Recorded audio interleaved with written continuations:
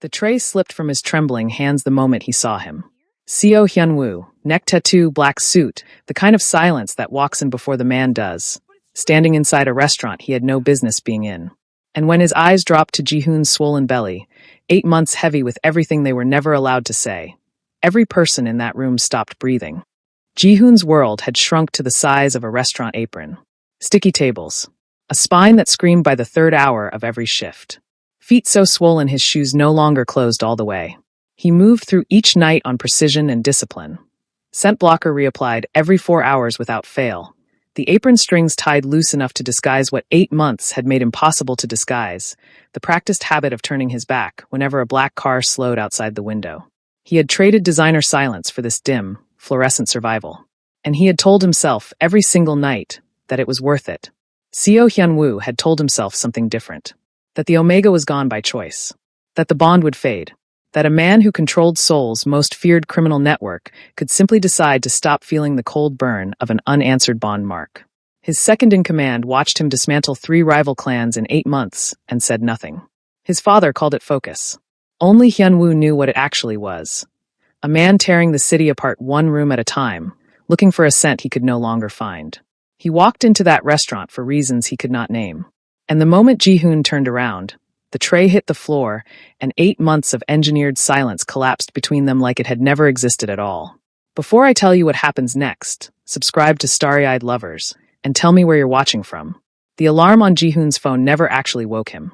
He was always already awake, lying on the narrow mattress in the restaurant stockroom, one hand flat against the curve of his belly, listening to the city outside pretend it was still the middle of the night. The baby would kick somewhere around 2 in the morning, a firm, insistent pressure just beneath his ribs. And that was that. Sleep was finished. Another day had begun. He would lie there for a few minutes in the dark, cataloging his body the way a mechanic checks an engine before a long drive. Back, tight, pulling on the left side. Feet, already beginning to throb before he had even stood up. The bond mark on the left side of his neck, a dull, hollow ache, like a tooth that had been pulled and left the socket empty. That one never changed. That one he had stopped expecting to improve. By 4:30 he was up, moving quietly between the stacked boxes of dried goods and industrial cleaning supplies that shared the stockroom with his mattress, his single bag of clothes, and the small cardboard box where he kept the things he refused to throw away.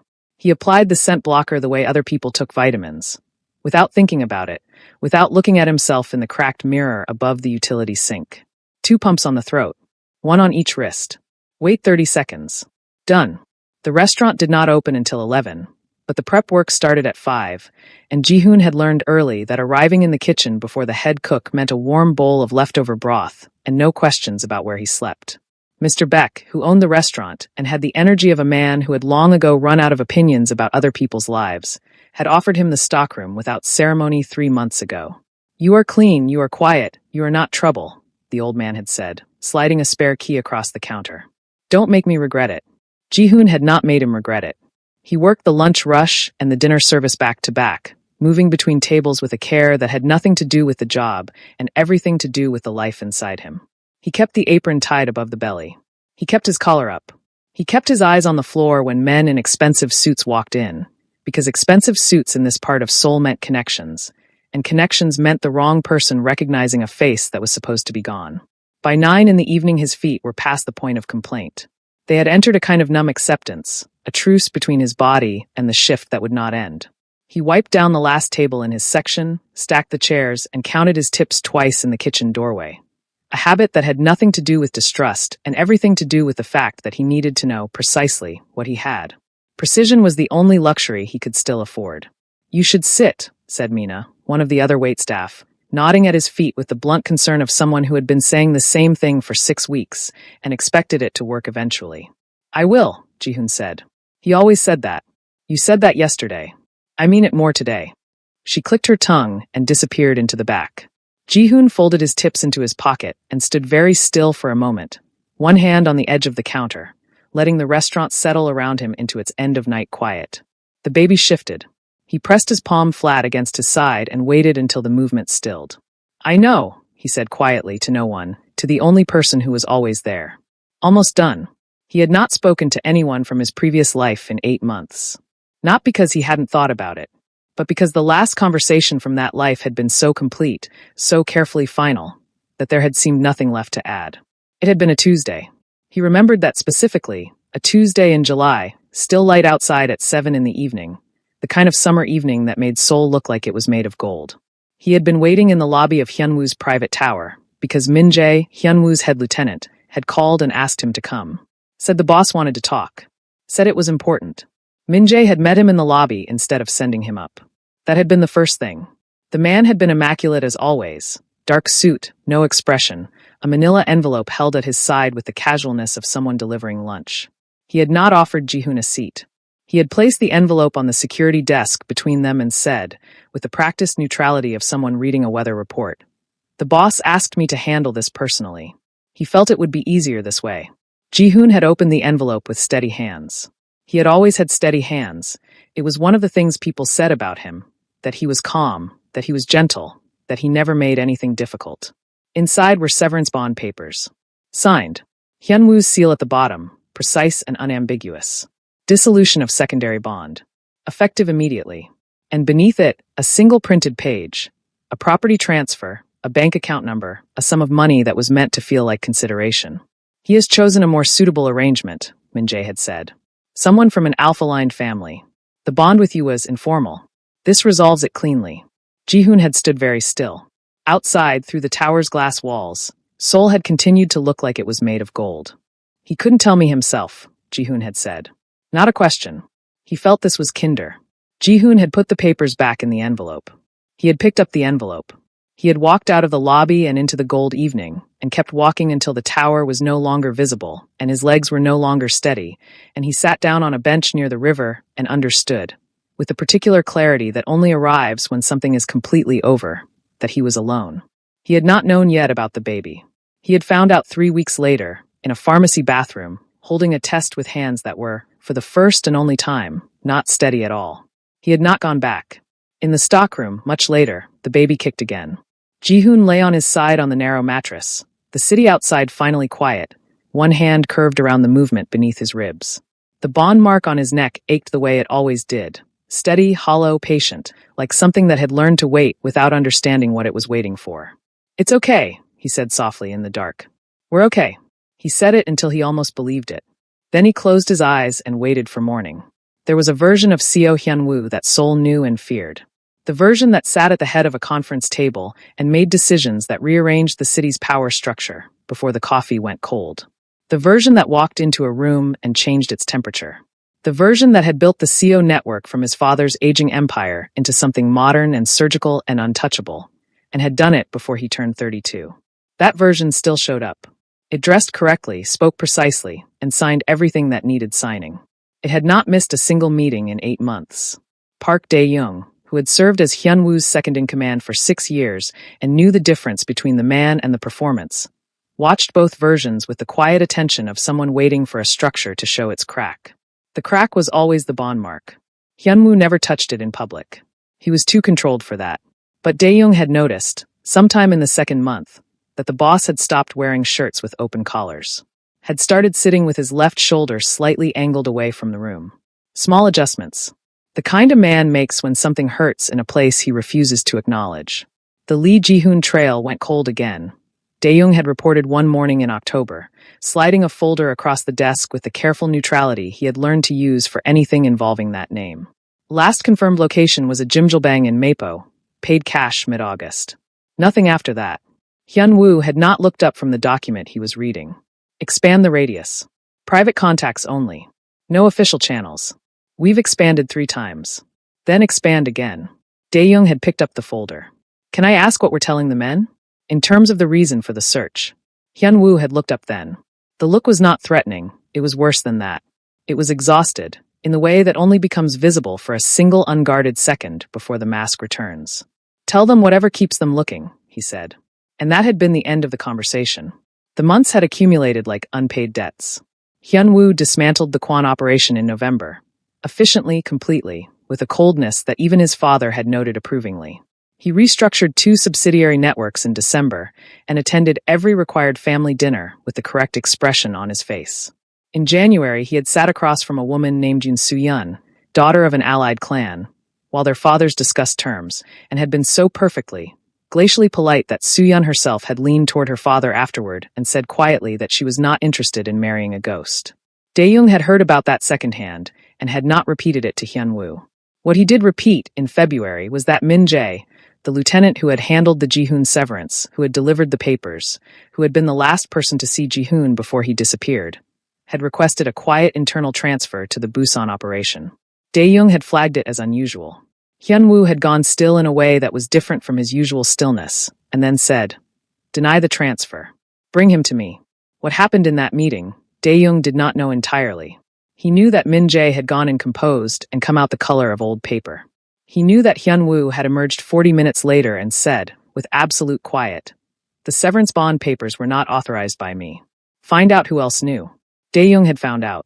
The information had taken 3 weeks and rearranged everything he thought he understood about the last 8 months. He had placed the full report on Hyun-woo's desk on a Wednesday morning and stood back and watched the boss read it without moving, without expression, without making a single sound, for 11 minutes. Then Hyun-woo had closed the folder and said, "Find him. Not find the situation. Not resolve the matter. Find him. We're still looking," Dae-young had said carefully. "The trail is 8 months cold. Then we follow something warmer." Hyun-woo had stood, and there was something different in the way he did it. A directness, a forward momentum that the previous months had been missing. He needs money. He needs food. He is not the kind of person who asks for help. Where does a person like that go? Dae-young had thought about it. Somewhere cash only. Somewhere that doesn't ask questions. Restaurants. Night markets.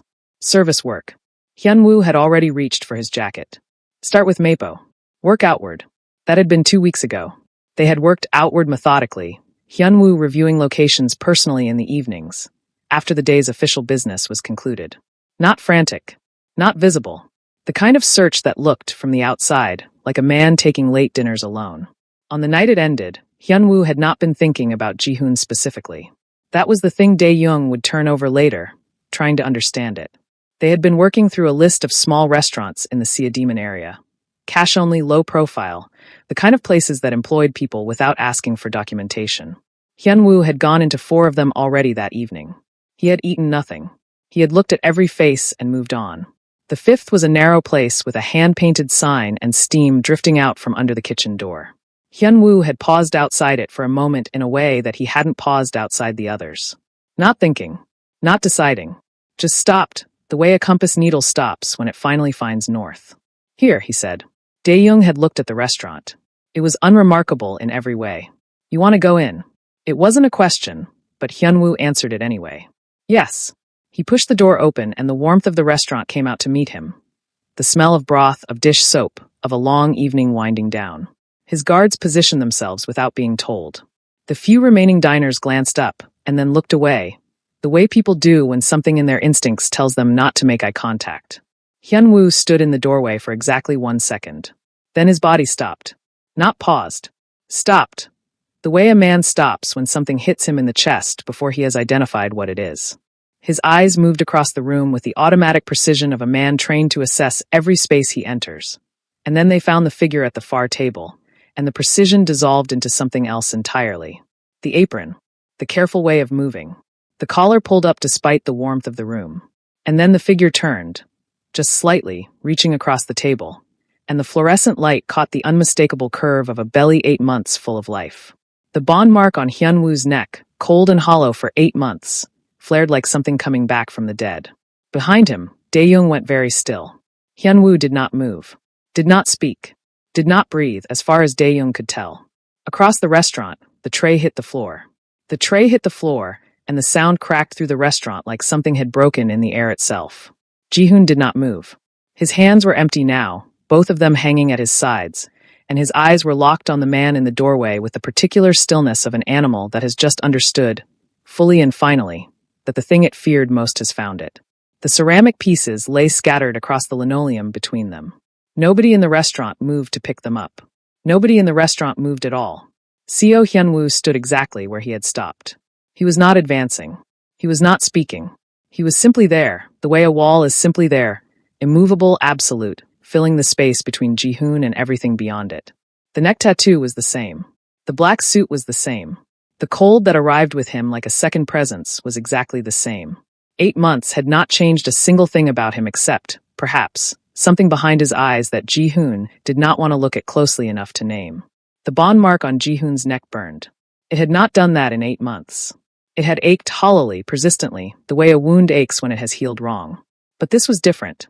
This was heat, sudden and disorienting, spreading from the mark down his shoulder and into his chest, and his body responding to it with a recognition that had nothing to do with his mind's very clear, very urgent instructions to run. He ran. Not gracefully.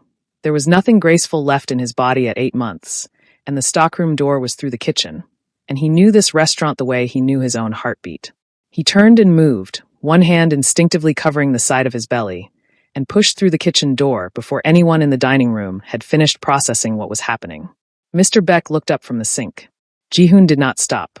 "Stockroom," he said, because he owed the old man that much of an explanation, and then he was through the second door and into the narrow corridor that led to the back, and he was already calculating. The stockroom locked from the inside. The small window was too high and too narrow, but if he could get in and lock the door and think for 30 seconds.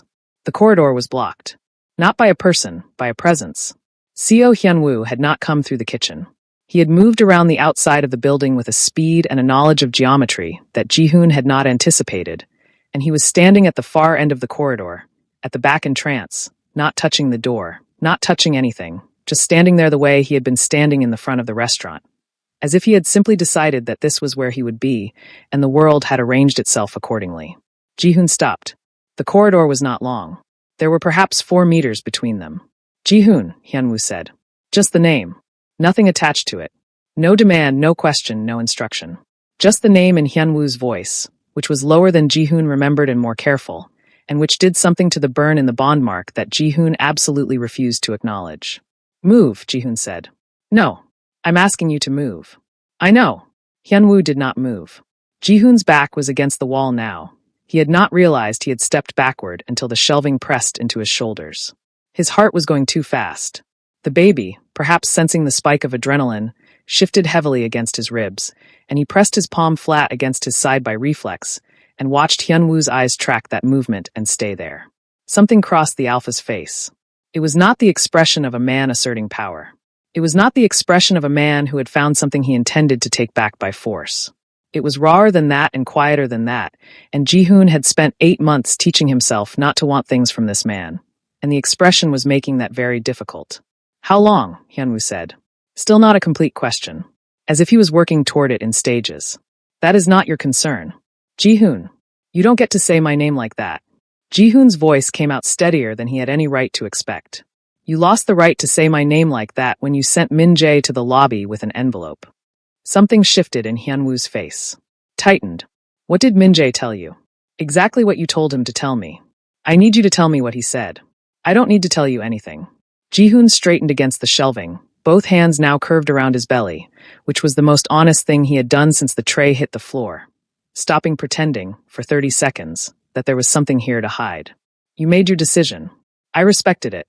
I am asking you to respect mine, and let me leave." Hyun-woo looked at him for a long moment. He had not come any closer. He had not raised his voice. He had not done any of the things a man with his resources and his reputation and his very particular skill set could have done. And Ji-hoon was aware of that in a way that made the steadiness harder to maintain. "I did not send Min-jae," Hyun-woo said. "I did not write those papers. I did not sign them." The corridor was very quiet. "They had your seal," Ji-hoon said. "I know. They had your signature." "I know." Ji-hoon stared at him. The bond mark burned. "You're lying." "I have never lied to you." Hyun-woo said it simply, without force, without the performance of sincerity that a lie requires. He said it the way he said things that he considered to be facts, briefly, directly, finished. "In 2 years, I have never lied to you. You know that." Ji-hoon knew that. He hated that he knew that. "Then what are you saying?" he said quietly. "I'm saying the papers were forged." Hyun-woo finally moved, not toward Ji-hoon, but to the side, one hand going to the inside pocket of his jacket. He withdrew nothing. He stopped, as if he had remembered, halfway through the motion, that producing anything right now would be the wrong move. "I'm saying I have spent 8 months trying to find you. I'm saying that when I find the full truth of what was done, there will be consequences for everyone involved." A pause. "But right now, in this corridor, I am only asking you for one thing." Ji-hoon waited. Hyun-woo's eyes held his. The cold that always surrounded the man had not gone, but there was something beneath it, close to the surface, that Ji-hoon recognized from the very early days, from the private hours, from the quiet after midnight when Hyun-woo stopped being Seoul's most feared anything and was simply a man who didn't entirely know what to do with being trusted. "Show me the papers," Hyun-woo said. Ji-hoon stood in the narrow corridor with his back against the shelving and both hands against his belly and the bond mark burning a hole through 8 months of careful survival, and looked at the man he had spent every day of those 8 months trying to stop loving. The baby kicked. Hard. Twice. He closed his eyes. He opened them. "They're in the stockroom," he said. "Before I tell you what happens next, subscribe to Starry-Eyed Lovers, and tell me where you're watching from." Mr. Beck, to his eternal credit, asked no questions. He looked at Hyun-woo's guards filling his kitchen doorway, looked at Ji-hoon's face, looked at the ceramic still scattered across the dining room floor, and said only, "There is a room upstairs. Clean. Private." He produced a key from his apron pocket and set it on the counter without making eye contact with anyone. And then he turned back to his sink as if the evening had proceeded entirely normally. Ji-hoon took the key because his legs had made the decision before his mind caught up with it. He told himself it was because refusing would cause a scene. He told himself it was because the dining room still had 2 tables occupied and he owed Mr. Beck at least the dignity of moving this, whatever this was, somewhere less visible. He did not tell himself the real reason. The bond mark was still burning, and his body was still making decisions based on information his mind refused to process. And if he stood in that corridor for 1 more minute, he was going to do something that 8 months of careful survival had trained him not to do. The room upstairs was small and plainly furnished, a low table, 2 chairs, a window that looked out over the back street below. Hyun-woo's guards stayed at the door at the bottom of the stairs without being told. Dae-young, Ji-hoon noticed, positioned himself at the landing and then deliberately turned his back, which was either professionalism or mercy, and Ji-hoon didn't have the capacity to determine which. Hyun-woo sat across the low table and placed a folder on it. He did not open it. He looked at Ji-hoon first, a full, direct look, the kind that had always been difficult to sustain because it never felt like assessment, it felt like attention, which was worse. And then he said, "I need you to understand that I am not here to argue with what you experienced. I'm here to show you what was done." Ji-hoon sat with both hands in his lap. "Show me." Hyun-woo opened the folder. The documents were laid out in careful sequence. First, a forensic analysis from a third-party authentication firm. Ji-hoon didn't recognize the name, but the letterhead was formal and the date was 6 weeks ago. The conclusion was 2 paragraphs and unambiguous. The seal on the severance bond papers had been applied using a copy made from Hyun-woo's personal chop, which had been reported missing in late June and replaced in early July. The signature was a close forgery, detectable only under magnification. Ji-hoon stared at it. His hands were still in his lap.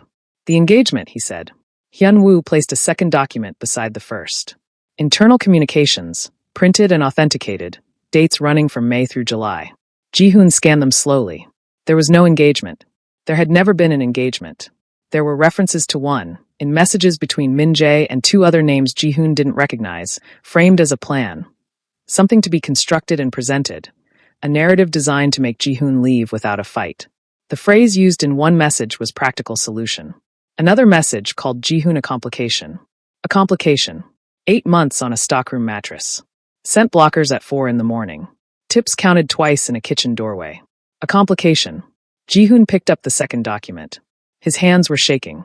He registered this distantly, the way you register whether through glass, aware of it, separated from it, unable to do anything about it. The paper trembled in his grip, and he could not make it stop. "Min-jae," he said. "In custody. Has been for 3 weeks." Hyun-woo's voice was level, but there was something moving beneath it, controlled and contained the way water is contained. Present pressured, going nowhere it wasn't directed.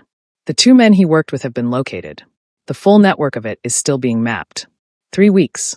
Ji-hoon set the document down. "You've known for 3 weeks. I've known the shape of it for longer. The full documentation took time. You could have come sooner. I didn't know where you were." Something shifted in Hyun-woo's jaw, a tightening, brief, and telling. "I found out what was done before I found you. I have been looking for you since February." Ji-hoon looked at him across the low table. The documents lay between them like an accounting of everything that had been taken. 8 months, a bonding, a pregnancy navigated alone, a life reduced to the size of a stockroom. His hands had not stopped shaking. "I don't," he stopped. Started again. "You have to understand that I watched him hand me those papers. I watched your seal on the bottom. I asked if you couldn't tell me yourself, and he said you felt it would be kinder. His voice fractured on the last word, just slightly, just at the edge. I believed him. I had no reason not to believe him. I know, Hyunwoo said quietly. I know you did. I left because I believed him. I know. The baby kicked then. Both of them felt the shift in the room before Ji-hoon's breath caught, a hard, insistent movement beneath his ribs, and his hand went to his side by instinct. He pressed his palm flat and held it there, and the kicking stilled, and the room went completely quiet. Hyunwoo had gone very still across the table. His eyes were on Ji-hoon's hand, on the place where his hand rested, and the expression on his face was one Ji-hoon had never seen on him before. It was not power. It was not control. It was not the cold precision that ran Seoul's most feared network without blinking. It was devastation. Quiet, absolute, and completely unguarded. Neither of them spoke. The backstreet was silent below the window. The documents lay on the table between them, and the baby was still, and the bond mark burned, and for a long moment neither man breathed. The medical facility did not look like a hospital from the outside. It looked like the kind of building that did not want to be looked at. Clean lines, unmarked entrance. A residential street in Yongsan that asked no questions of its neighbors and received none in return. Hyunwoo used it for his people when discretion mattered more than proximity to an emergency room. Ji-hoon understood this without being told, the way he had always understood the grammar of Hyunwoo's world. Not because he had ever been comfortable in it, but because he had paid attention. He had not agreed to come easily. He had stood in Mr. Beck's upstairs room with the documents still on the table between them and told Hyunwoo that he was not going anywhere tonight, that he had a shift in the morning, that he was fine. Hyunwoo had looked at his swollen feet and his shaking hands and the dark circles that 8 months of stockroom sleep had pressed permanently beneath his eyes, and had said nothing. He had simply waited, which had always been more effective than arguing. Ji-hoon had lasted 4 minutes of that silence before he picked up his bag. The doctor was a small, precise woman named Shin who examined Ji-hoon with the thorough efficiency of someone who had learned not to ask about the circumstances that brought patients through that particular door. She confirmed the pregnancy was 34 weeks. She confirmed the baby's position, heart rate, and development with a calm that Ji-hoon found more steadying than any reassurance would have been.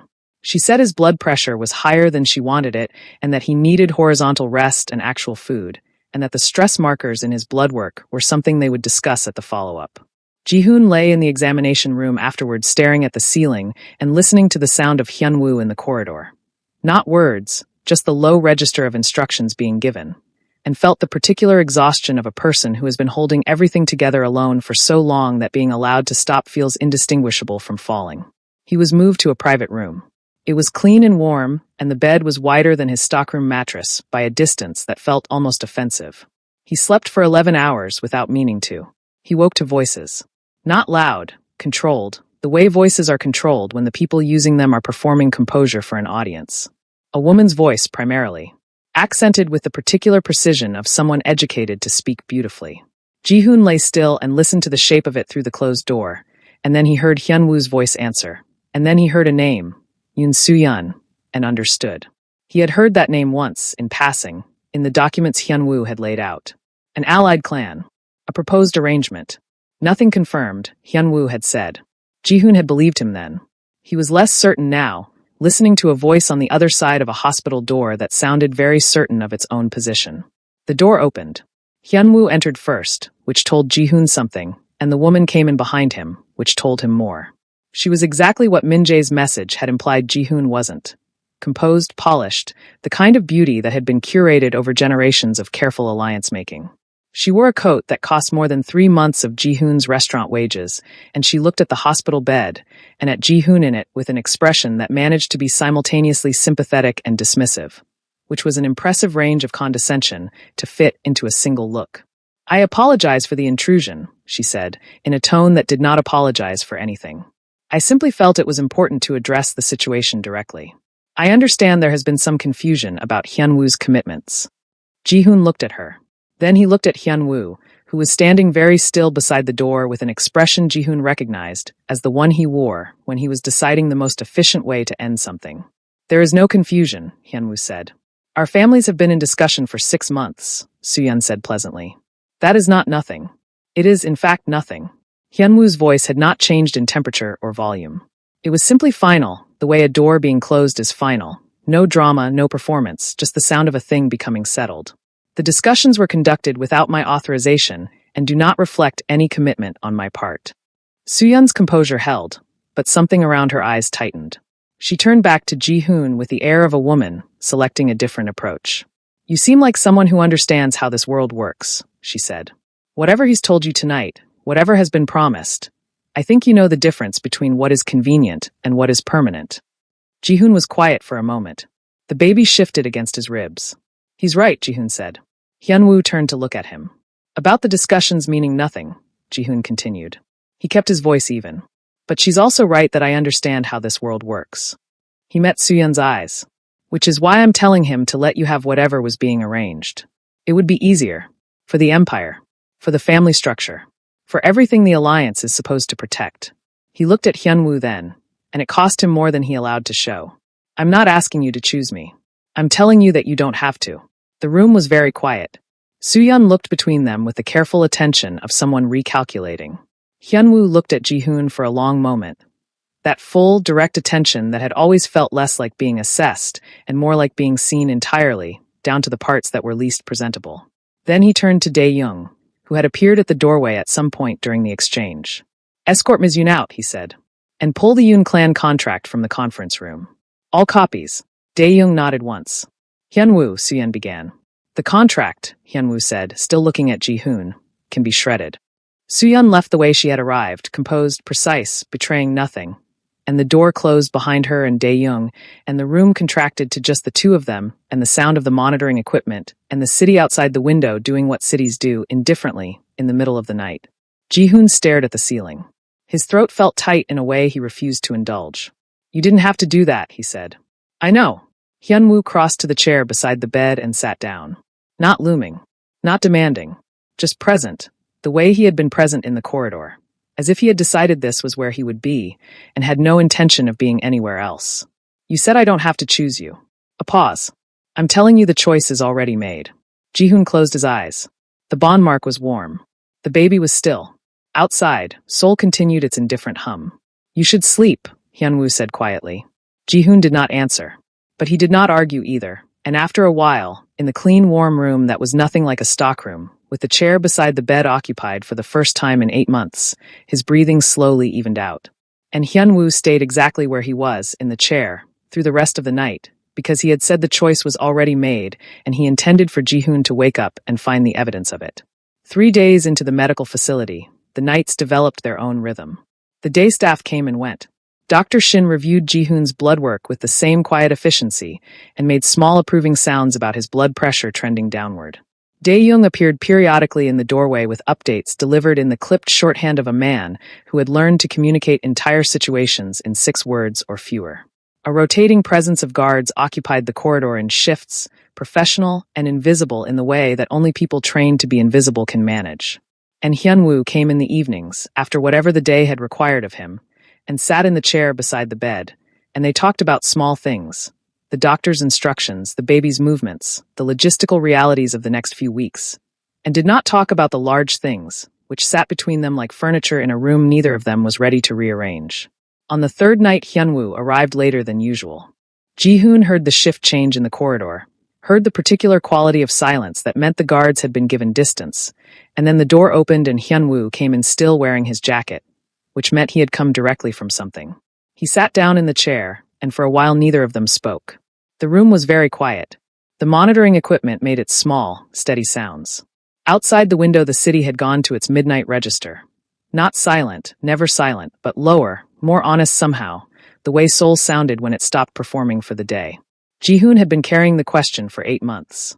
He had carried it through the Jimjilbang in Mapo and the 3 temporary jobs before the restaurant and the pharmacy bathroom and the stockroom mattress and all the 2 a.m. hours when the baby kicked and there was no one to tell. He had turned it over so many times it had worn smooth like river glass. And he had told himself, with the same precision he applied to the scent blockers and the tip counting and all the other mechanisms of survival, that it did not matter. That the answer either way changed nothing. That asking it was a form of wanting, and wanting was something he had given up. He asked it anyway. Did you ever look for me? Hyun-woo did not answer immediately. He reached into the inside pocket of his jacket and placed something on the bed beside Ji-hoon's hand, a USB drive, small and unmarked. Then he leaned back in the chair and looked at the window. "Plug that into the tablet," he said. "When you're ready." Ji-hoon looked at the drive. Then he reached for the tablet on the bedside table and plugged it in and opened the single folder it contained. The files were dated. That was the first thing he registered. Every file dated, running in sequence from the 3rd week of August, 3 weeks after the night in the lobby, continuous through to the present. Hundreds of them. Search logs. Private investigator reports from 7 different firms, none of them connected to each other, all of them running parallel searches. Photographs of neighborhoods. Lists of jjimjilbangs, convenience stores, clinics, restaurants. CCTV stills, blurred and inconclusive, pulled from city infrastructure through channels Ji-hoon did not want to think too hard about. A document from November that was simply a list of every cash-only employer registered in 4 different districts, annotated by hand in Hyun-woo's writing. By hand. Hyun-woo's writing in the margins on a list of restaurants. Ji-hoon scrolled slowly. His throat had closed in a way that made breathing a conscious effort. The files kept going, December, January, February, the pace of them increasing as the investigation into Min-jae produced new leads and new directions. A map with search radiuses marked in expanding circles from Ji-hoon's last confirmed location, each circle dated, the circles growing wider month by month until they covered most of the city. He reached the last file. It was dated 2 weeks ago. It was the restaurant, an external photograph taken from the street, the hand-painted sign visible above the door. Annotated in 2 words, possible match. Ji-hoon set the tablet down. He did not trust his voice, so he said nothing, and Hyun-woo did not fill the silence, which had always been one of the things about him that Ji-hoon had found most difficult to defend against. The willingness to let silence be silence, to not perform into it. "You looked for me the whole time," Ji-hoon said finally. "Yes. 8 months. Yes." Ji-hoon looked at his hands in his lap. They were not shaking now. They were very still, which somehow felt worse. "I thought," he stopped. The thing he had thought for 8 months was too large and too humiliating to say directly. He tried the edge of it. "I thought I was a complication you were relieved to have resolved." "I know what you thought." Hyun-woo's voice was quiet. Min-jae was very good at his job. He knew exactly what would make you believe it. He knew I would leave without a fight. He knew you would protect me even from yourself. A pause. He was right about that part. He was always right about that part. Ji-hoon pressed his lips together. The baby moved, a slow rolling shift rather than a kick, as if it too had arrived at something and was settling. "I'm sorry," Ji-hoon said. "For disappearing." "For not," he stopped again. "I should have found a way to confirm it directly. You were given no reason to doubt it and every reason to believe it." Hyun-woo leaned forward in the chair, elbows on his knees, hands loosely linked. "Not reaching. Just closer. Don't apologize for surviving what was done to you." Ji-hoon looked at him across the small distance between the chair and the bed. The city hummed its midnight honesty outside the window. The USB drive sat on the blanket beside his hand. 8 months of looking made small and solid and irrefutable. "Okay," Ji-hoon said softly. It was not forgiveness, and it was not resolution, and it was not the end of the distance between them. But it was the first thing he had said in 8 months that was not built around leaving, and Hyun-woo received it the way he received everything. Quietly, completely, without wasting it. Before I tell you what happens next, subscribe to Starry-Eyed Lovers, and tell me where you're watching from. The summons arrived on a Wednesday morning, delivered by a man Ji-hoon had never seen before. Older, gray-suited, carrying himself with the particular stillness of someone who had spent decades in proximity to power and absorbed its habits. He handed Dae-young an envelope at the facility entrance, and left without speaking. Dae-young brought it to Hyun-woo. Hyun-woo read it and set it on the table with the careful placement of a man deciding how to handle something volatile. "My father," he said, "wants to meet." Ji-hoon had been expecting it in the abstract way that you expect weather. Knowing it is coming, unable to determine exactly when, not entirely prepared when it arrives. He looked at the envelope and then at Hyun-woo's face, which was giving him the controlled version, the one that ran Seoul's underworld without blinking. "Both of us," Ji-hoon said. "Yes. He could have just summoned you. He could have." Hyun-woo picked up the envelope and folded it once, precisely, in half. He didn't. They went on Thursday. Ji-hoon wore his own clothes, the cleanest things from his single bag, which fell considerably short of the occasion, and which he decided, somewhere between the facility and the CO family headquarters in Gangnam, that he was not going to apologize for. He had spent 8 months apologizing for his existence in various implicit and explicit ways, and he had quietly decided somewhere around the 4th day in the medical facility, finished with that. The headquarters building was everything the restaurant was not: cold marble, high ceilings, the kind of silence that has been architecturally engineered. Hyunwoo walked beside him through the lobby, and Ji-hoon was aware, without it being said, that the positioning was deliberate. Not in front, not behind, beside. Seo Changwon was waiting for them in a room on the 14th floor that was furnished like a courtroom and felt like one. He was in his late 60s, silver-haired, with Hyunwoo's bone structure and none of Hyunwoo's occasional, carefully rationed warmth. He looked at his son first, and then at Ji-hoon with the thorough, dispassionate attention of a man appraising an asset that had complicated his portfolio. He did not offer them tea. He gestured to the chairs across the table and waited until they were seated, and then he opened a folder of his own. Because apparently the Seo family conducted every significant conversation across a table with a folder, which Ji-hoon might have found almost funny under different circumstances. "I'll be direct," Changwon said. "I have always found directness more efficient than performance." "Then we agree on something," Ji-hoon said. A pause. Changwon looked at him with an expression that recalibrated slightly. Not warmth, not approval, but a minimal upward revision of whatever category he had placed Ji-hoon in.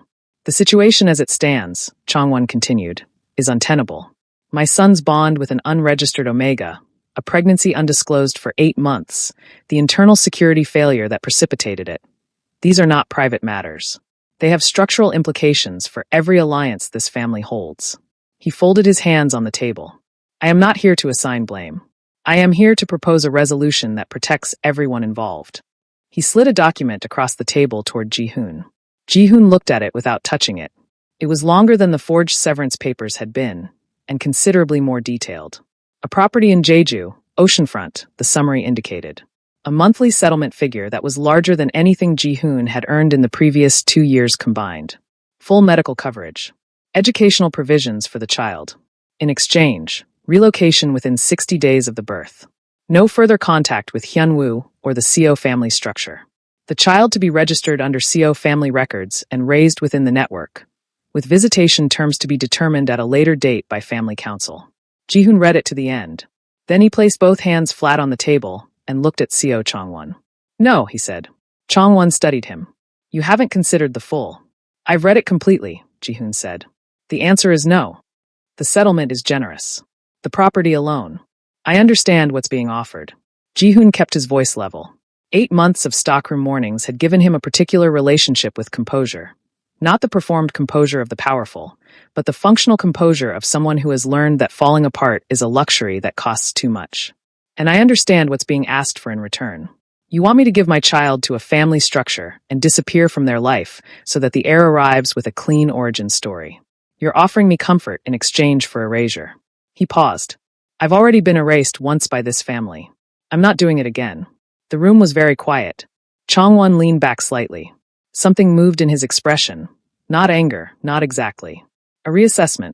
"You understand that refusing complicates your position considerably," he said. "You have no legal standing in this structure. No registration. No recognized bond.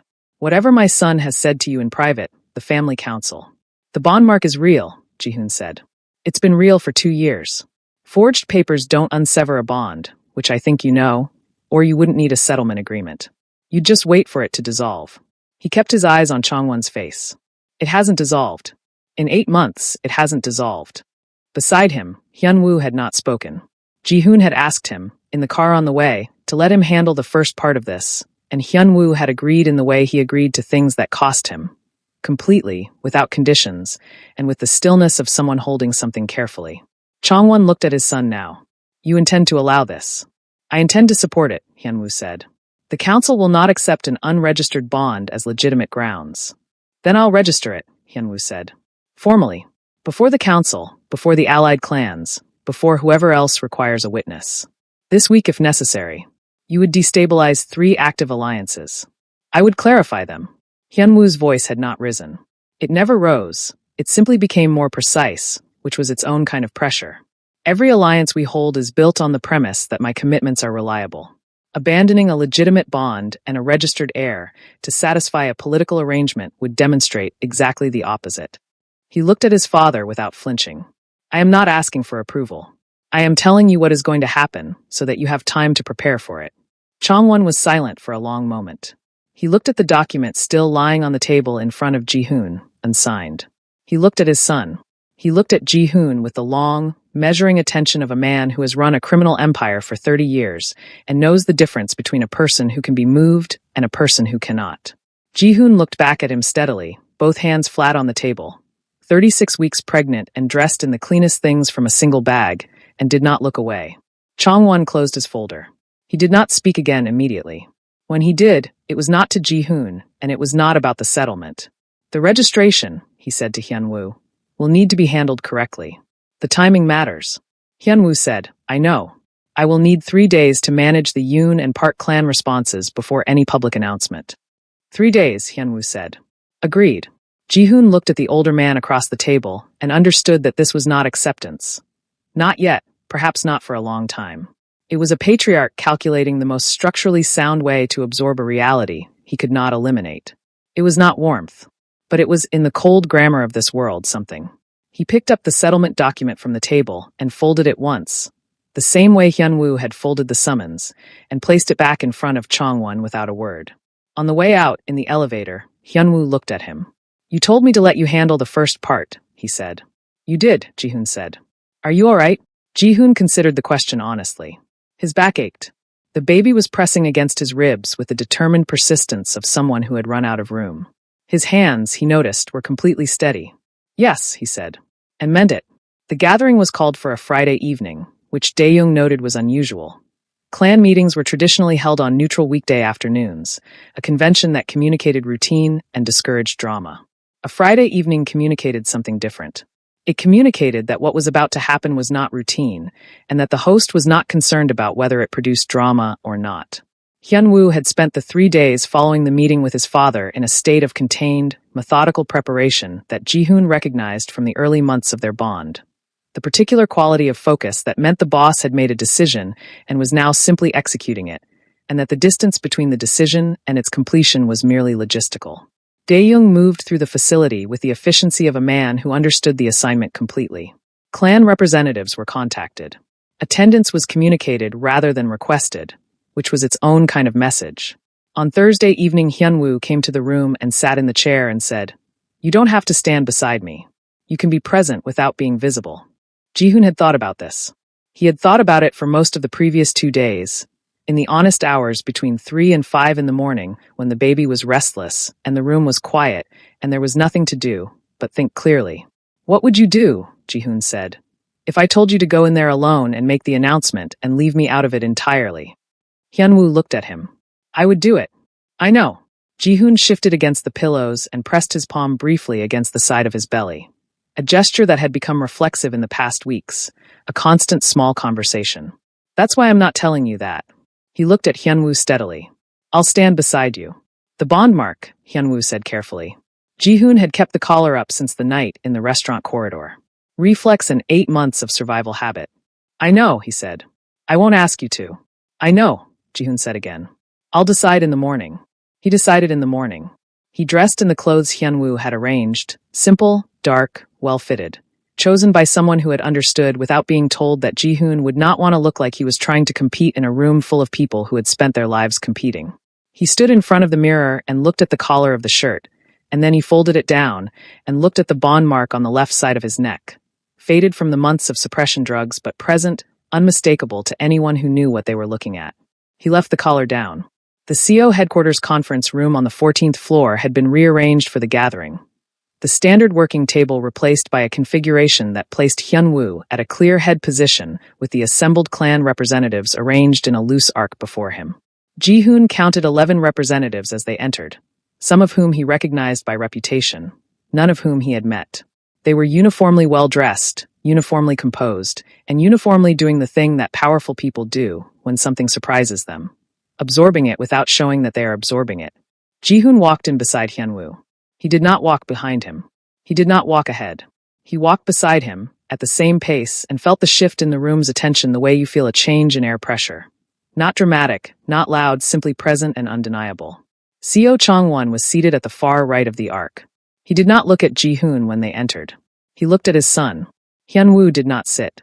He stood at the head of the configuration with the easy authority of a man who had never needed furniture to establish his position in a room, and he waited until the residual movement settled into complete stillness, and then he spoke. I called this gathering to make 2 registrations, both of which will be formally documented and distributed to all parties present by end of business today. He did not preamble. He did not frame or soften. The first is the registration of my bond with Lee Ji-hoon, Omega, as a legitimate and primary bond under CO family records. The bond has been active for 2 years. The severance documentation filed 8 months ago was forged without my knowledge or authorization. The individuals responsible are in custody, and the matter is being resolved through internal process. A pause, brief and complete. The bond stands. The room received this in silence. Ji-hoon stood beside Hyun-woo and looked at a point on the far wall, and kept his breathing even and his hands still. The second registration, Hyun-woo continued, is the formal recognition of our unborn child as my sole legitimate heir. All succession documentation will be updated accordingly. All alliance terms contingent on alternative succession arrangements are hereby nullified, effective today, and my office will contact affected parties individually to renegotiate terms on the current footing. A representative on the left side of the arc, older man, the Kwon clan, Ji-hoon recalled from the documents, shifted in his seat. The timeline of the pregnancy raises questions about. The timeline, Hyun-woo said without looking at him, is consistent with the bond. If documentation is required, Dr. Shin's office will provide it. The quiet in his voice was absolute. Are there other questions about timeline, or can we proceed? There were no other questions about timeline. Ji-hoon felt rather than saw the attention of the room moving across him with the systematic thoroughness of people recalculating positions. He had spent 8 months being invisible, and he stood in the visibility of this room and held himself steady, and the bond mark on his neck was warm, and the baby pressed against his ribs with the particular insistence of someone who had somewhere to be, and he thought, with a clarity that felt like arriving somewhere after a very long walk, that he was finished being a complication. That he had never actually been a complication. That the people who had called him one had been afraid of exactly this, the specific, irreducible fact of him standing in a room like this one, collar down, and not leaving. Hyun-woo turned his head slightly and looked at Ji-hoon, and something passed between them that required no translation. Then Hyun-woo looked at his father. Seo Chang-won had not moved throughout the proceedings. He sat with the stillness of a man who had learned over decades to make stillness communicate whatever he needed it to communicate, and his expression had not changed in any way that was legible to anyone in the room except, perhaps, his son. The silence between them lasted long enough to be felt by everyone present. The assembled clan representatives did not look away. Dae-young, standing at the room's perimeter, was very still. Chang-won looked at his son. He looked briefly at Ji-hoon. He looked back at Hyun-woo. Then he nodded. Once. Slowly. The minimal movement of a man giving the maximum thing he was capable of giving, in the only language he had ever learned to use. It was not warmth. It would perhaps never be warmth. But it was the thing that mattered in this room, in this world, with these people watching. It was public, and it was unambiguous, and it could not be walked back. Hyun-woo received it without expression. But something in his shoulders changed. A release so small that Ji-hoon might have missed it if he hadn't spent 2 years learning the difference between Hyun-woo performing calm and Hyun-woo actually finding it. The formal documentation took 40 minutes. Representatives filed out in the efficient way of people who had other arrangements to reconsider. Dae-young managed the room's dissolution with his usual invisible competence. When the last person had gone, Ji-hoon stood in the emptied room and let out a breath that had been building since Thursday morning. Hyun-woo came to stand beside him, and they looked at the city through the 14th floor window together, and for a while neither of them needed to say anything at all. "Your feet," Hyun-woo said finally. Ji-hoon looked down. He had been standing for 2 hours. His feet were making their position known with considerable clarity. "Yes," he admitted. Hyun-woo said nothing further. He simply moved toward the door, and Ji-hoon followed, and the 14th floor returned to its engineered silence behind them, holding the shape of what had just been made permanent inside its cold marble walls. The labor started at 4 in the morning, which Ji-hoon would later think was entirely characteristic. His son had spent 9 months making his presence known at inconvenient hours, and he arrived the same way. Ji-hoon woke to a tightening that was categorically different from the Braxton Hicks contractions Dr. Shin had described at the last appointment. He lay still for 60 seconds and timed it, and then sat up and reached for his phone with the precise, unhurried movements of a man who had spent months preparing for exactly this moment and was not going to waste energy on panic before it was warranted. He called Hyun-woo. It rang twice. Ji-hoon. It's time, Ji-hoon said. Don't speed. There was a pause. I'm already in the car. I said don't speed. I heard you. He sped. Ji-hoon knew because the distance between the CO residence and the medical facility was 23 minutes at legal hours and Hyun-woo was through the door in 14, still buttoning his jacket, which was the most undone Ji-hoon had ever seen him look, and which under the circumstances he found more steadying than any amount of visible composure would have been. Dr. Shin was already there. The facility's overnight staff moved with the organized efficiency of people who had been briefed and prepared and were now simply executing.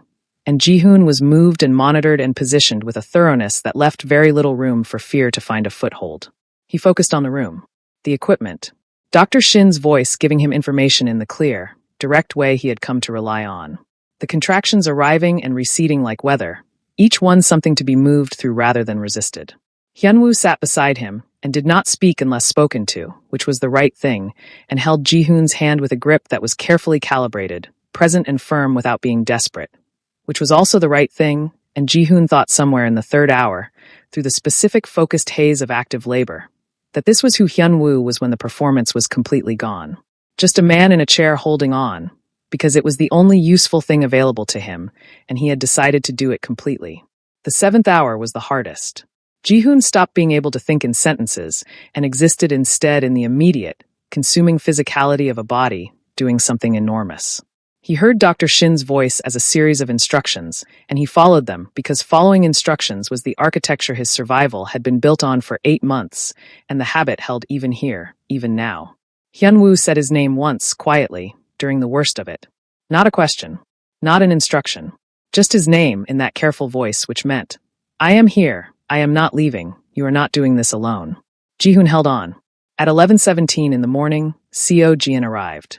The cry was immediate and furious and entirely disproportionate to the size of the person producing it. A declaration, a complaint, an announcement that something had arrived that intended to be heard. The room shifted into its post-arrival rhythm, Dr. Shin and her staff moving with swift, gentle efficiency, and Ji-hoon heard the cry and felt something in his chest that had been clenched for 8 months simply open. He turned his head to find Hyun-woo. Hyun-woo was white. Not pale, white in the specific way of a man whose body has outrun his ability to manage its responses. He was standing, which Ji-hoon did not remember him doing, and he was looking at the bundle in Dr. Shin's hands with an expression that had nothing in it of souls most feared anything. It had in it only the completely undefended face of a person encountering something that has permanently rearranged them, and having no mechanism prepared for it, because no mechanism exists for this, for the specific moment when something you have been protecting in the abstract becomes suddenly, irrevocably, loudly real. Hyun-woo, Ji-hoon said. His voice came out rough and exhausted and entirely fond. Hyun-woo looked at him. The white had not left his face. Sit down, Ji-hoon said gently, before you fall down. He sat. Dr. Shin placed the baby in Ji-hoon's arms with the practiced ease of someone who had done this many times and understood that the first moment belonged to the person who had done the work. Ji-hoon looked down at his son, at the screwed-up, outraged, perfect face, the extraordinary smallness of him, the dark hair, the hands already curled into positions of opinion, and the 8 months and the stockroom and the scent blockers and the tip counting and all the long hours of surviving alone telescoped into this single point of arrival and meant nothing. Were worth it, were the price of this exact moment, and he would have paid it again. Hello, Ji-hoon said softly. We've met. I've been waiting to see your face. Jian, deeply unimpressed by everything so far, continued to express his feelings about the situation at volume. Hyun-woo, beside the bed, had recovered his color in the incremental way of a man reassembling himself piece by piece. He looked at the baby with the focused attention he gave to things that mattered most. Not the broad surveillance of a man managing a room, but the narrow, complete attention of a man who has found the only thing in it that counts. Can I? He started. Yes, Ji-hoon said before he finished. Dr. Shin guided the transfer with professional calm.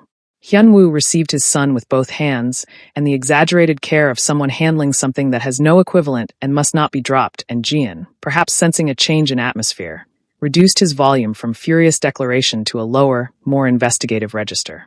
Hyun-woo sat on the floor beside the bed. Not in the chair. The floor, because the chair was too far, Ji-hoon understood, and distance was not something Hyun-woo was willing to negotiate right now. He sat with his back against the bed frame and his son against his chest and looked down at the face of the person who had rearranged him, and Ji-hoon watched from above as the last of Seoul's most feared anything dissolved completely and left behind only a father on a hospital floor, holding a baby the size of his forearm, undone in the best possible way. He did not cry loudly.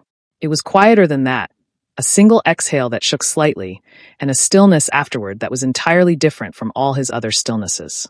Ji-hoon reached down and put his hand briefly on Hyunwoo's shoulder and left it there, and said nothing, because nothing was needed.